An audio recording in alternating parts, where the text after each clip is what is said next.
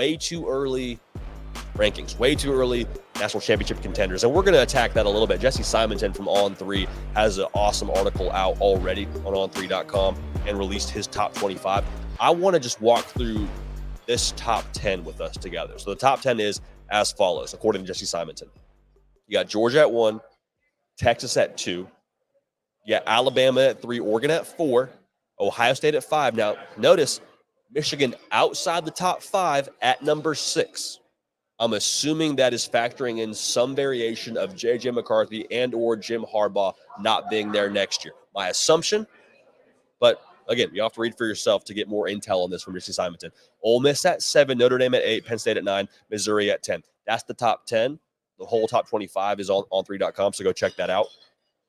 The caveat here also is the transfer portal dust has not totally settled just yet. I look at this top 10, though, man. I think 1 through 7 have a real chance at a national championship. In a 12-team playoff, which, remember, next year, not only is it going to be a tournament style in a more true sense of the word rather than just a semifinal than a final, but also you're going to have more margin for error for these teams when it comes to the regular season. Not a fan of it, but it's the world we're living in, so we'll roll with it. Georgia at 1, man, I firmly believe they're probably also my number 1. I think Jesse knocks that out of the park. They are in chase mode, man. They're in chase mode. And we said it during the season. I think it's true for them in the postseason, or in the offseason rather now, and when it comes to next year's postseason. When they have the ammunition, the edge that they require to kind of have the us against the world feel. Like we saw, I think it was Nolan Smith at the end of last year's national title game saying, well, y'all thought we'd go 7-5. Y'all thought we would go, 8-4, whatever it was. Whether that's true or not, they believed it. And so now with the fact that they are not on top of the mountain in the SEC, the fact that they didn't even make the college football playoff last year, I think there's a real hunger for them to get back on top. And Kirby Smart is as good a coach as there is in college football when it comes to defining the mission for his football team and getting them into chase mode, getting them into hungry dog kind of mode. And that roster, man, it's stacked yet again. Carson Beck, I firmly believe, has a chance to be the best quarterback in America next year. Trevor Etienne transfers over from Florida. I mean, they made other key acquisitions in the portal, including Colby Young. Like, the roster is always going to be creme de la creme at Georgia. You're going to have what you need to get in the building. An extra edge now could make them extremely dangerous when it comes to that national title race. I think they're number 1. Texas at 2. The hype is no longer just the hype for Texas. They made the college football playoff this year, y'all. They leave for the SEC, but just what we said now. In a 12-team playoff, you're going to see these teams with 2 losses find their way into the dance, even if they're not in there as a top 4 seed. I'm not predicting Texas has 2 losses, but I think how much more dangerous does that make the Longhorns in 2024? Also, if Quinn Ewers comes back, which at this point in time, we are assuming he will be back, what happens if he takes another step? What happens if he gets even better from this past season and even becomes a more elite quarterback than he was? And again, he was a college football playoff caliber quarterback this past season. The key weapons and some of the key parts of the defense you're going to have to replace. So that's going to be obviously a little bit of a task. But I think Steve Sarkisian and the culture he has in place at this point in time is a little bit more solid than it has been in the past years. And I think last year was kind of evidence of that. Like, we've seen now, this is a new Texas.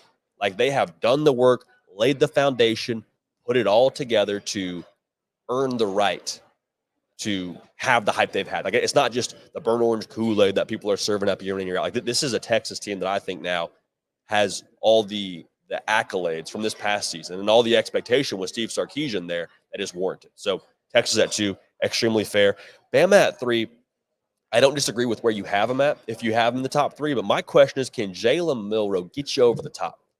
And I don't mean can he be a guy that gets you to win the SEC. I don't mean can he be a guy that gets you to the college football playoff, because we already know that. We've already seen that. He is good enough. Period. Mic drop, the end. Men lie, women lie, tape don't lie, and he is good enough. My question, though, are they going to be multiple enough to win a national title? I don't know that to be true or untrue, but that's my question, because whether it was a Jalen Milroe thing or whether it was a weapons thing, in that game against Michigan where they needed to pick up something on 3rd and 7+, throwing the football, you were hoping, not expecting. That can't be a formula for you. Michigan last night, they had that extra gear offensively to make Washington pay when they tried to stack the box. I'm curious if Alabama will have that next year. I think it's important. Now, Oregon, I expect them to pick up where they left off to a degree offensively with Dylan Gabriel playing quarterback for them. You lose someone in Bo Nix who's extremely experienced, plug and play someone who's also extremely experienced. I just think Dylan Gabriel's left-handed Bo Nix, and I think that Dan Lanning and company have a line of scrimmage built to compete right now in the Big Ten. That'll be a lot of fun to watch. I definitely think they're a national title contender. Ohio State, man, the roster is overall good enough. They are in the building. Here's the crazy thing about Ohio State this upcoming season. The sense of urgency in Columbus, I think, will be greater than we've seen in recent history for the Buckeyes. Because now they've lost to Michigan another year in a row. They just saw Michigan win a national title last night. Don't think that lights a fire under the folks in Columbus? You don't think that maybe provides even more of a sense of urgency for Ryan Day and company? Went and got Will Howard, so that should tell you enough about the sense of urgency they have.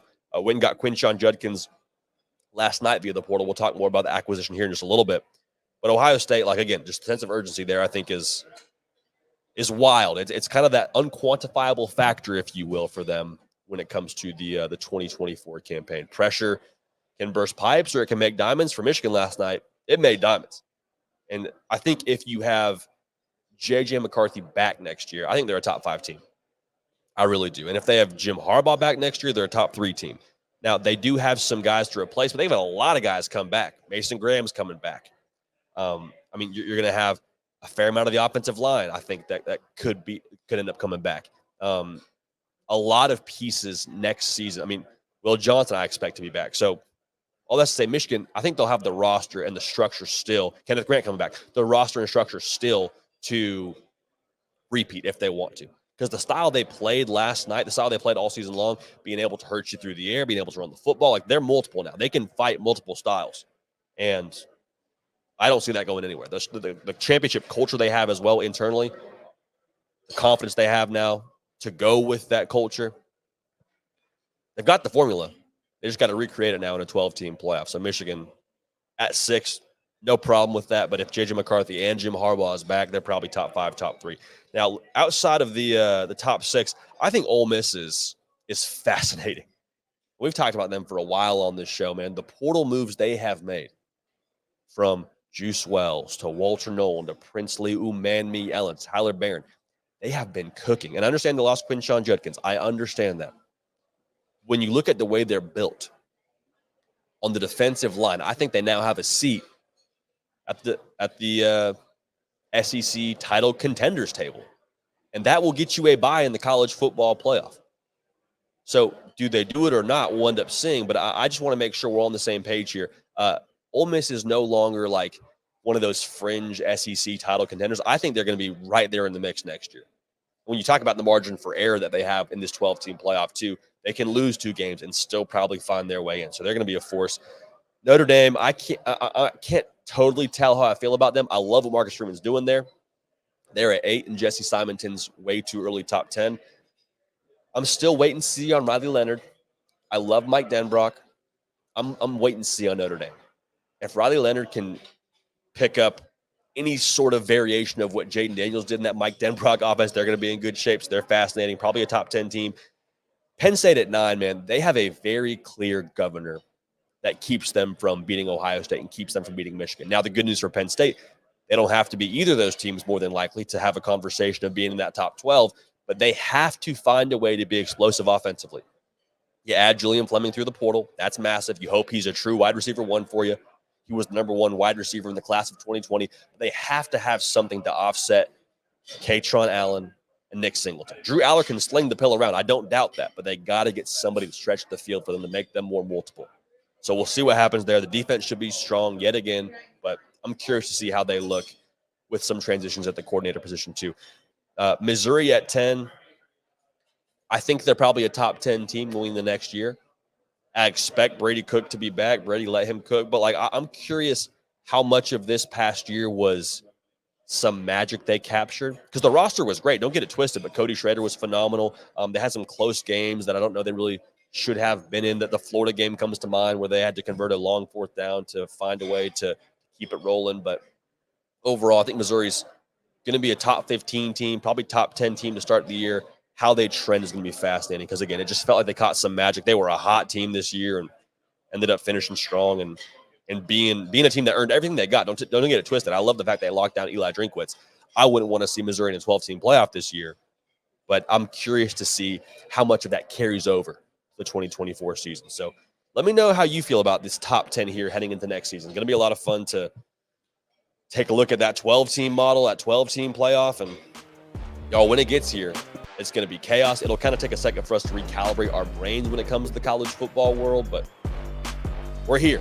New era of college football has arrived as soon as 000s hit last night in the NRG Stadium. Hey y'all, thanks so much for watching. Subscribe to the channel here to make sure you don't miss an episode of The Hard Count. Also be sure to check out other videos on the On3 YouTube channel.